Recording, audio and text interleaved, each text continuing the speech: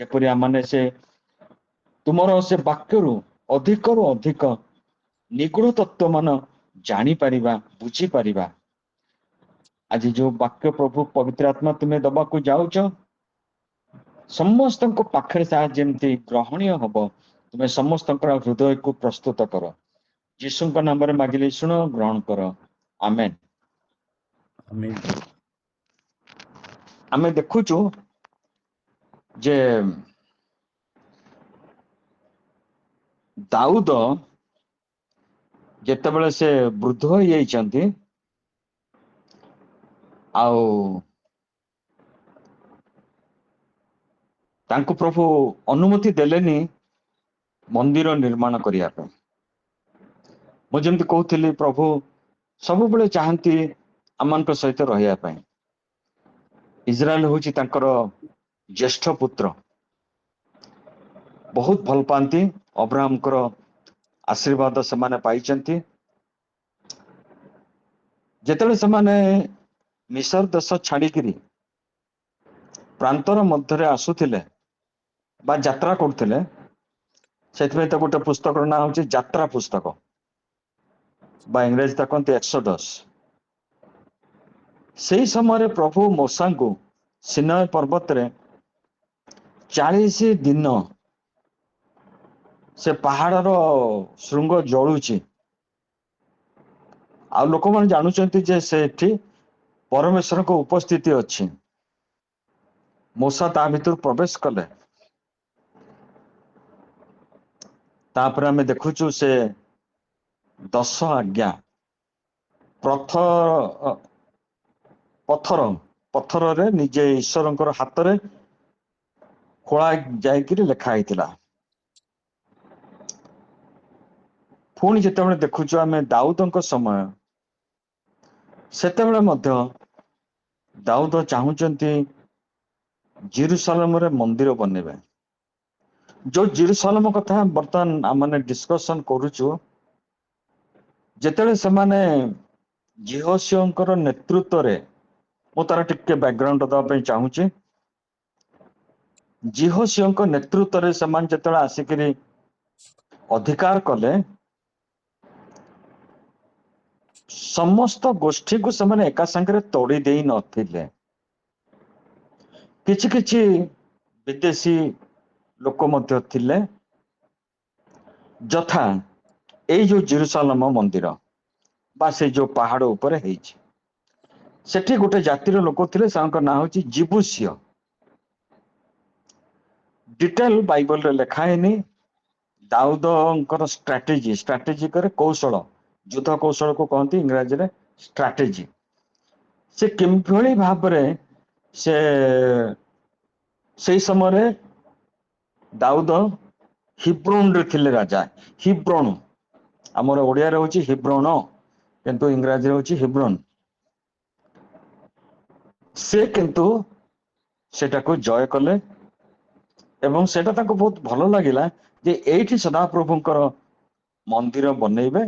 ସଦାପ୍ରଭୁ ତାଙ୍କୁ ଆଲାଉ କଲେନି, କାରଣ ତମେ ବଡ ବଡ ଯୁଦ୍ଧ କରିଛ, ବହୁତ ରକ୍ତପାତ କରିଛ, ସେଥିପାଇଁ ତୁମ ହାତରେ ବନା ମନ୍ଦିର ତୁମେ କରିବ ନାହିଁ। କିନ୍ତୁ ଗୋଟେ ଆଜି ଯୋଉ ବିଷୟଟା ଆମେ ଆଲୋଚନା କରିବା, ସଦାପ୍ରଭୁ ଦାଉଦଙ୍କୁ କହୁଛନ୍ତି ତୁମ ପୁତ୍ର ସଲୋମନ ସେ ବନେଇବ। ଆଚ୍ଛା, ମତେ କହିଲେ ଦାଉଦଙ୍କର ଟୋଟାଲ କେତେଟା ପୁଅ ଥିଲେ? କିଏ କହିବ?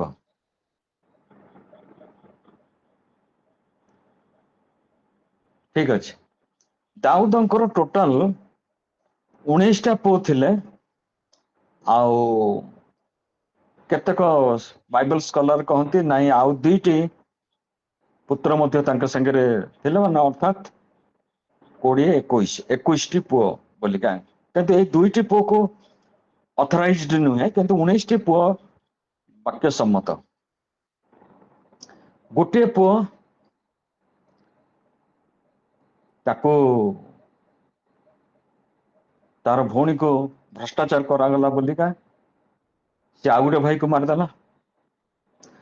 ଏବଂ ସେ ଯୋଉ भाई को मारला, अबसलम आकु मारदेला, एभली एभली भाई भितर मरामरी हो गला, हत्या हो गला।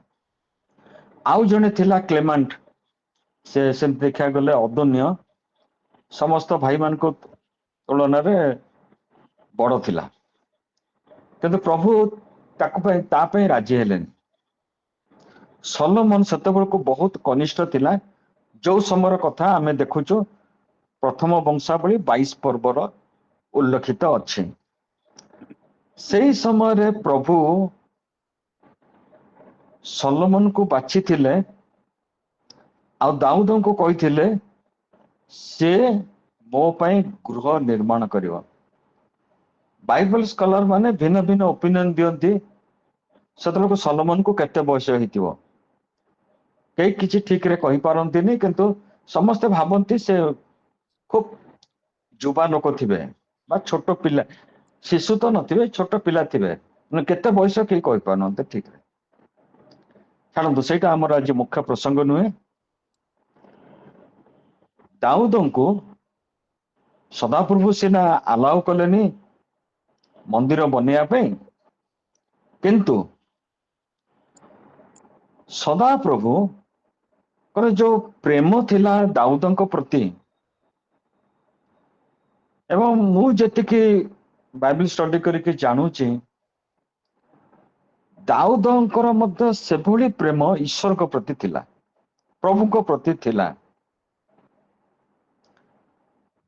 जेरूसालेम जतले दखल कले जिबुसिया मानकर हातरू, सेठी से निजर पैलेस बनैले, दाऊद राजकीय प्रसाद बनैले, सेठी सब गृह सब निर्माण करके सेठी रहिले।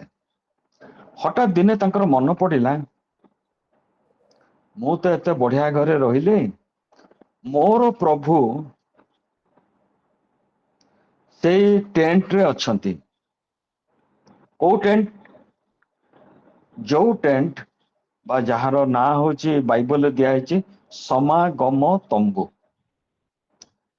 जहा को कि मूसा 40 दिन पर्वत उपर, सिनाय पर्वत उपर रही करी तार समस्त वृत्तांत, तार समस्त डिजाइन, सेठार को जिनस किमिति बना हबो, तार पात्र सकल जगह, तापरे से जो तमर नियम सिंधुकर उच्चता, दैर्घ्य, प्रस्थ, आउ जो काठ जला हबो, तार चिमुटा, तार सांगी, तार इत्यादि इत्यादि सब त्रिशूल सबुर डिजाइन, आउ ताको किमिति बनैबो, कौन बनैबो, तापई मध्य से लोक ठीक कर देथिले। आउ से लोक दि जण होचंती बसचलेल। ए बसचलेल विषय रे ओ दीपद खाली कहया को चाहू छे। से होची हुरीर वंशर, आउ ए हुरी आपण मन ना सुनि थिबे, जेते बेले प्रांतरे आसु आसु अमालकीय माने आक्रमण कले इस्राएल लोक मान को, आ जेते पर्यंत मूसा हाथ टेकी रहउतिले से पर्यंत इस्राएल लोक जय करुतिले। मूसा को पाखरे थिले हारून आउ हुरी। अरे बड़ असुविधा होची, हाथटा तो केते गोटे लोकर केते स्ट्रेंथ अछि हाथ टेकी रखिबो, किंतु हाथटा पड़ी गले पुणी इस्राएल हारी जाउची।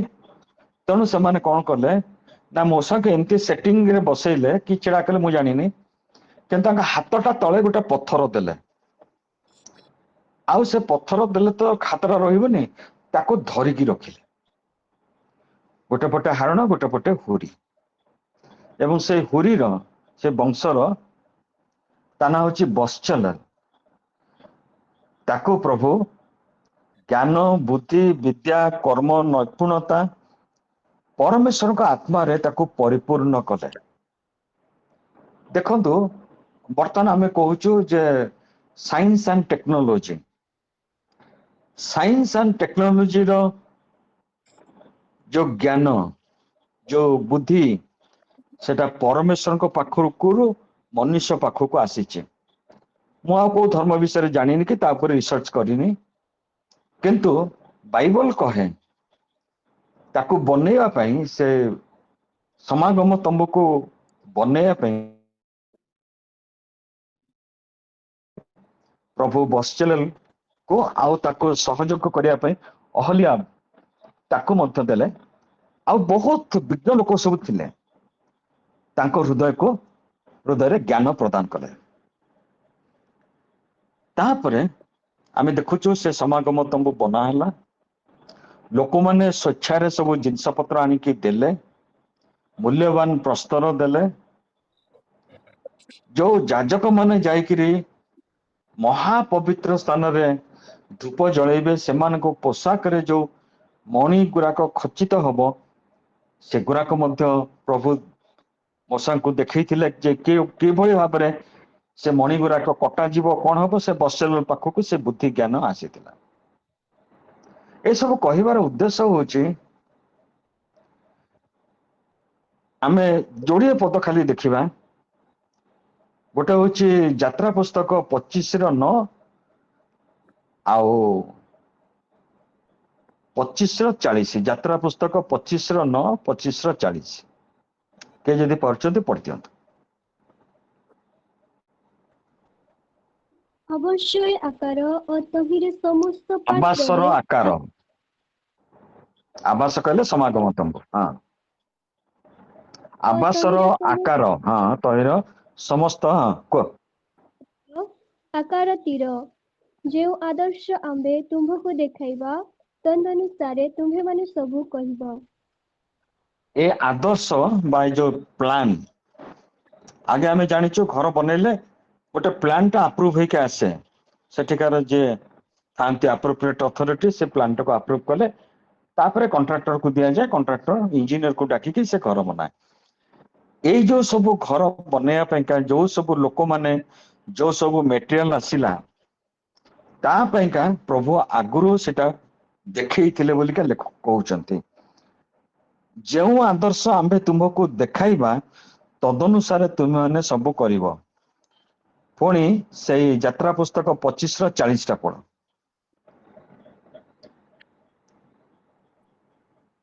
ସାବଧାନ, ପର୍ବତରେ ତୁମ୍ଭକୁ ତହିଁରେ ଯେ ଆଦର୍ଶ ପ୍ରଦର୍ଶିତ ହୋଇଅଛି, ସେହି ରୂପେ ସବୁ କର। ଆମ୍ଭେ 9 ପଦରେ ହଉଛି ଆମ୍ଭେ ତୁମ୍ଭକୁ ଦେଖାଇବା। 40ରେ ଲେଖା ହେଇଛି ଯୋଉ ସବୁ ଆଦର୍ଶ ପ୍ରଦର୍ଶିତ ହୋଇଛି। ଆଜିକାଲି ଯେମିତି ଟିଭିରେ ସବୁ ଭିନ୍ନ ଭିନ୍ନ ଲାଇଭ ଟେଲିକାଷ୍ଟ ହୁଏ। କୋଉଠି ବଢି ହେଇଗଲା, କୋଉଠି ବନ୍ୟା ହେଇଗଲା, କୋଉଠି ହିଂସା ହେଇଗଲା, କୋଉଠି ଭୋଟ ହେଲା, କିଏ ଜିତିଗଲା, କିଏ ରାଜା ହେଲା, କିଏ ପ୍ରଧାନମନ୍ତ୍ରୀ ହେଲା, ସବୁ ଲାଇଭ ଟେଲିକାଷ୍ଟ ଦେଖାଯାଏ। ସେ କହୁଛନ୍ତି ଯାତ୍ରା 25:40ରେ, ସାବଧାନ, ପର୍ବତରେ ତୁମ୍ଭକୁ ତହିଁର ଯେ ଆଦର୍ଶ ପ୍ରଦର୍ଶିତ ହୋଇଅଛି। ପ୍ରଦର୍ଶିତ ହୋଇଅଛି ମାନେ ଦେଖା ଯାଇଅଛି। ପ୍ରଭୁ ତାକୁ କୋଉ ସିଷ୍ଟମରେ ମୂଷାଙ୍କୁ ଦେଖେଇଲେ ମତେ ଜଣା ନାହିଁ, କାହିଁକିନା ମୂଷା ତ ଟିଭି ଟାକୁ ନେଇକି ଯାଇନଥିଲେ। ତେଣୁ ପ୍ରଭୁ ତାଙ୍କର ଯୋଜନା ଅନୁସାରେ, ତାଙ୍କର ଜ୍ଞାନ ଅନୁସାରେ ସେ ସବୁ ଗୁଡାକ ସେ ଦେଖେଇଛନ୍ତି। କେମିତି କୋଉଟା କୋଉ ସାଇଜରେ ହବ, କୋଉ ଧାତୁରେ ବନା ହବ, କୋଉଟା ପିତ୍ତଳରେ ହବ, କୋଉଟା ସୁନାରେ ହବ, କୋଉଟା ରୂପାରେ ହବ, ସବୁ କିଛି ଯାହା ମୁଁ ତୁମକୁ ଦେଖେଇଛି, ସେହି ରୂପେ ସବୁ କର। ପୁଣି ସେ ଯାତ୍ରା ପୁସ୍ତକର 27:8 ପଦ ପଢ।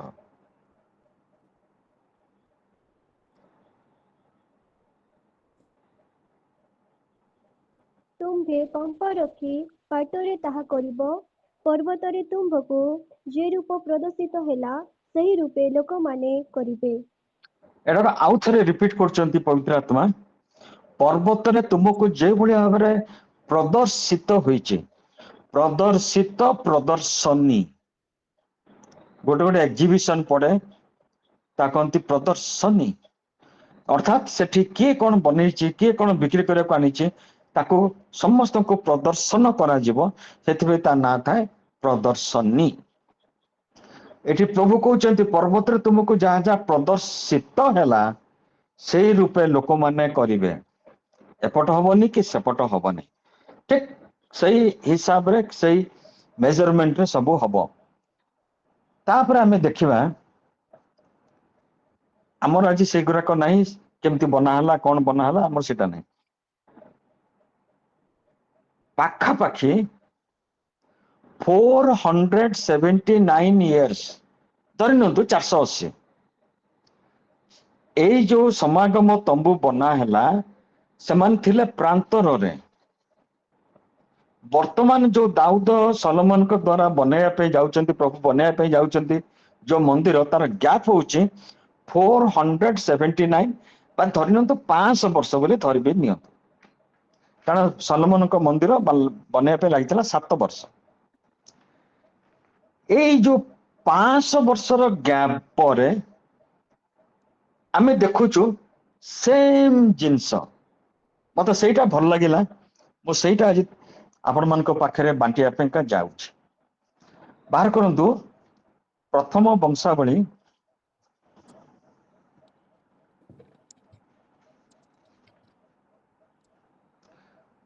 तार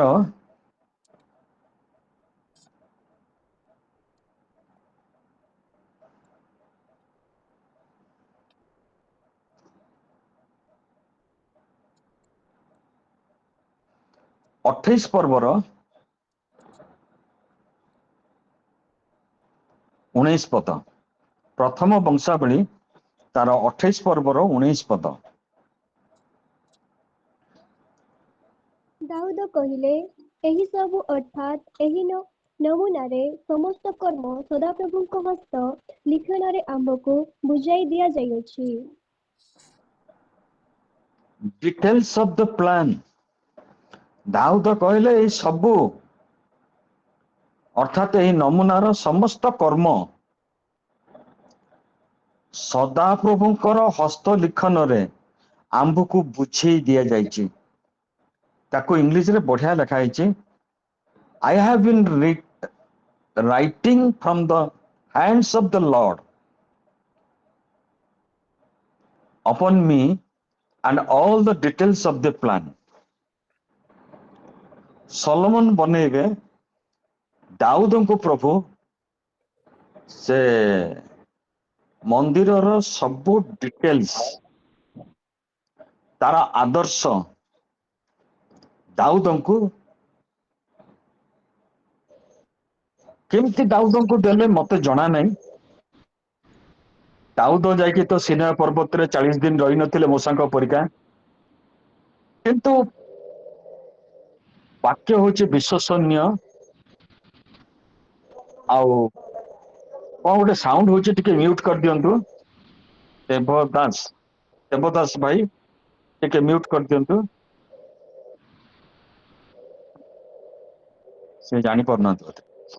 अच्छा एई जो सब आदर्श दाऊद कहउचंती मते लिखित हिसाब रे मूसा को प्रभु प्रदर्शित करैथिले किंतु दाऊद एटी क्लेम करचंती I have been writing from the hand of the Lord. अरे बाप रे सदा प्रभुंकर हस्त लिखन रे आंबको बुझेई दिया जायछि। सो ग्रेट मैन ऑफ एमान सब प्रभुंकर गोटे गोटे बड़ योद्धा जोन कि प्रभुंकर सहित चल प्रचल करुथिले। जो प्रभु जो मेथड अप्लाई करथिले समागम तंबू बनेଇବା ସମୟରେ मूसा को सब प्रदर्शित करथिले सेही प्रभु दाऊदଙ୍କୁ मध्य हस्त लिखन रे ए नमूना गुराक समस्त कर्म जणेइले। बहुत बढ़िया लगे आमाने टिके पछकु फेरी जिबा जोटा कि आज आमनकर पद बा आज आमनकर चिंतार विषय सेटा आपण माने पाइबे प्रथम वंशावली 22 पर्वर 5 पद।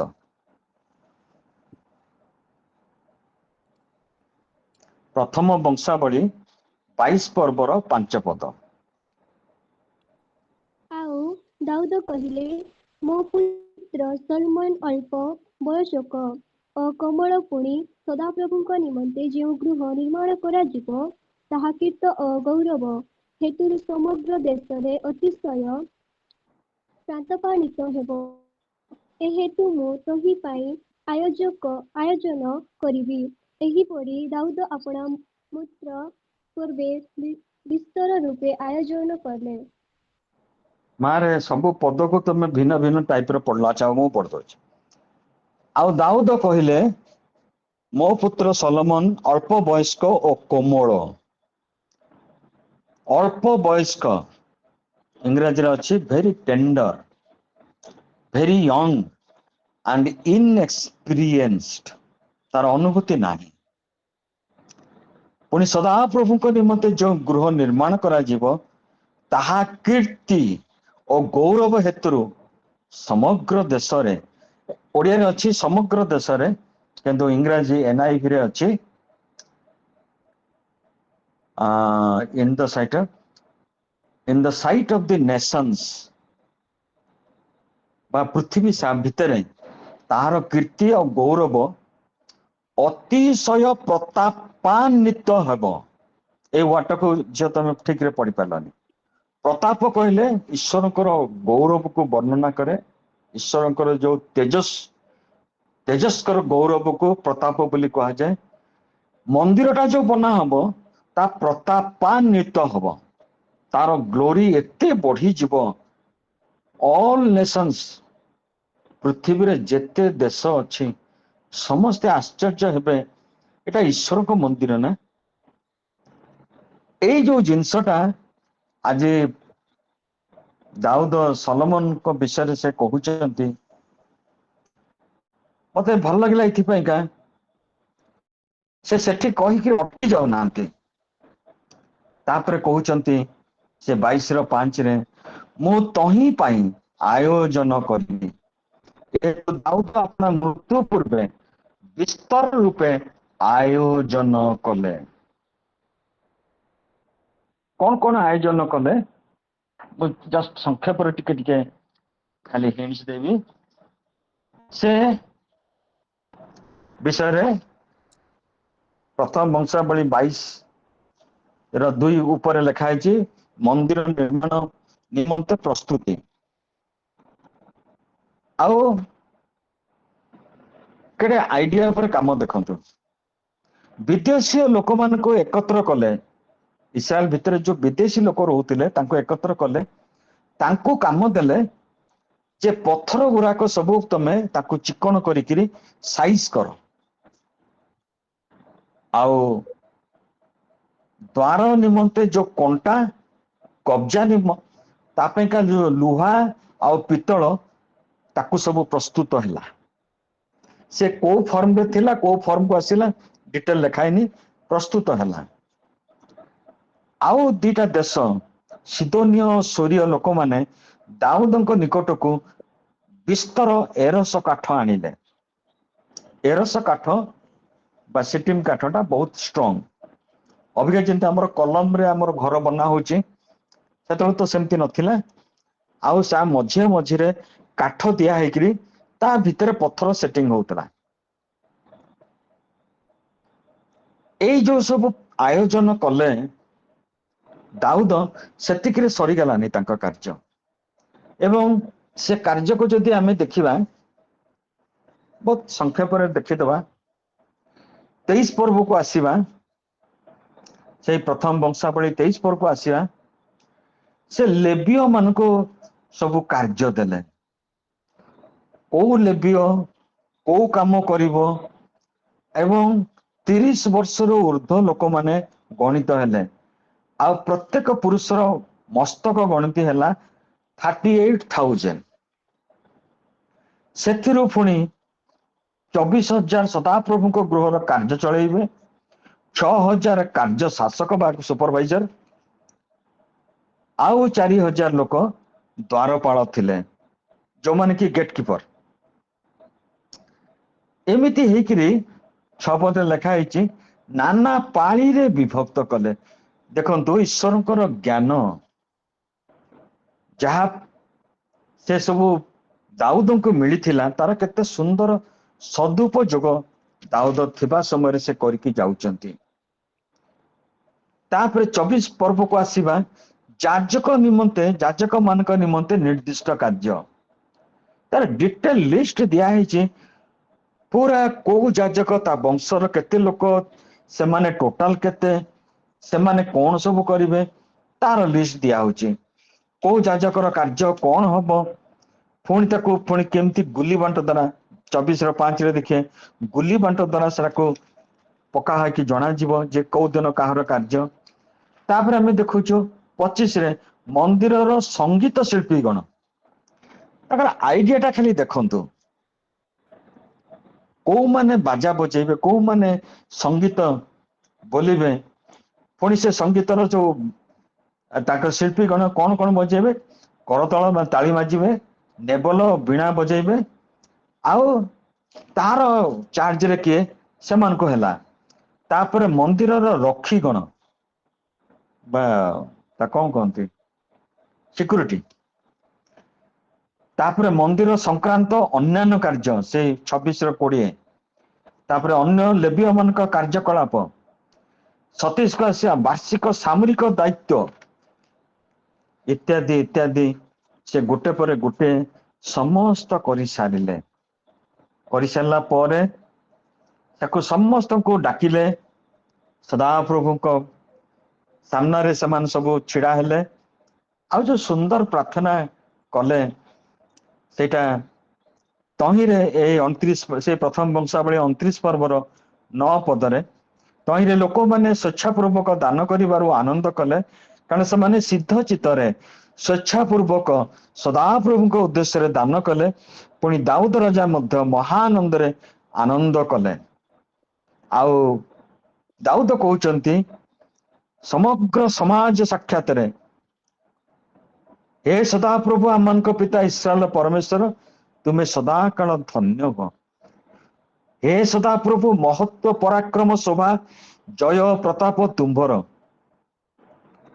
ଏରା କଣ କହିବା ନିହାତି ଦରକାର?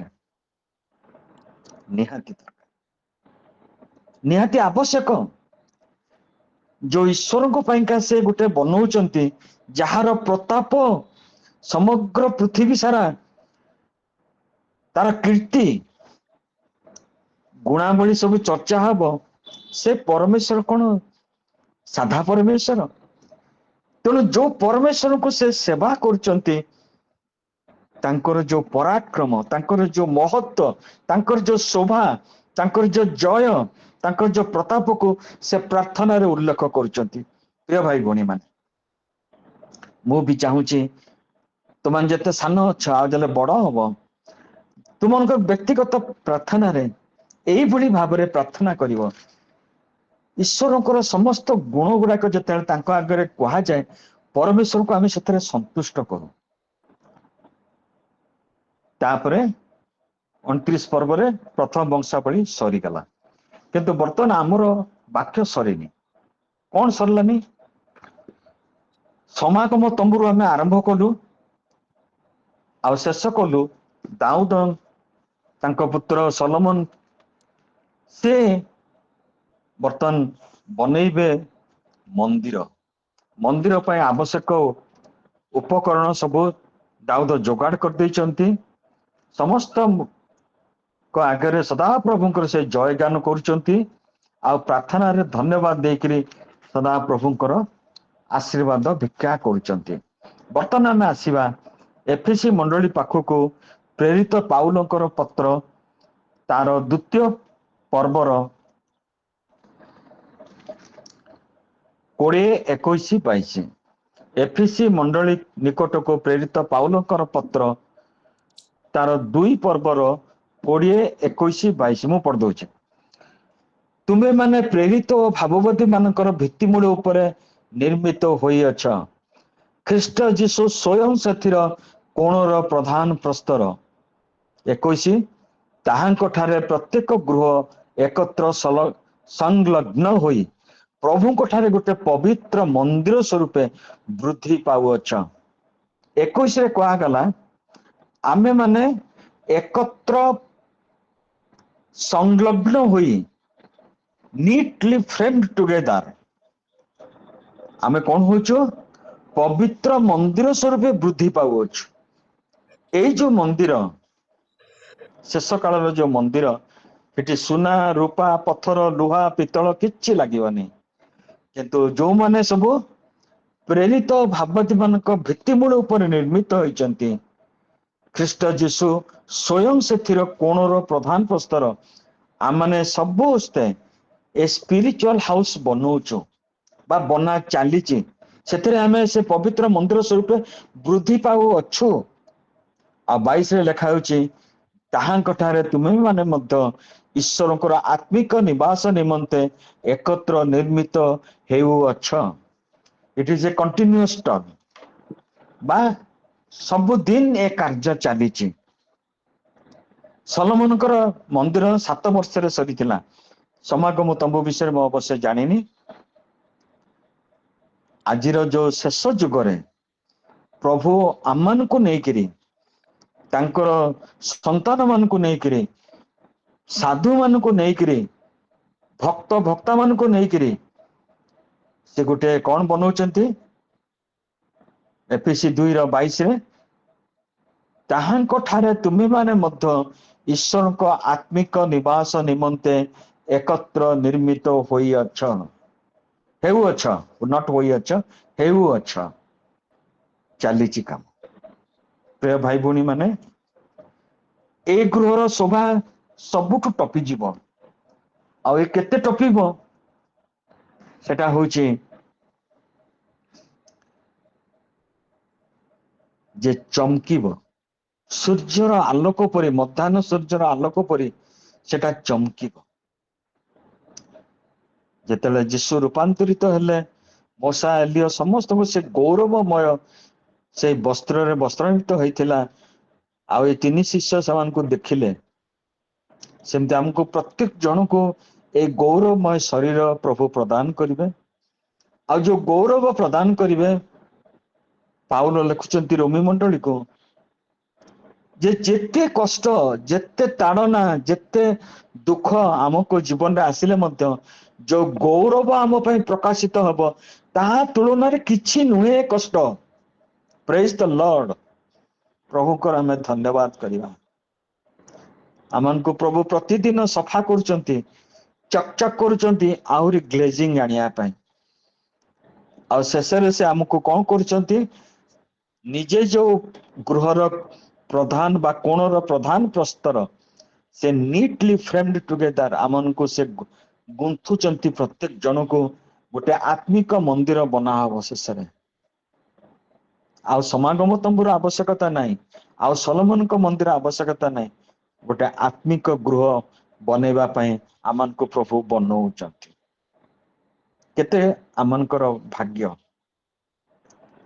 से विज्ञमना ज्ञानी लोक समस्त को प्रभु आज से गोटे पहाचरे पहुंचेचंती जे तुमाने से आत्मिक मंदिर रे बना होच गुंथा होच। प्रभु आशीर्वाद करंतु।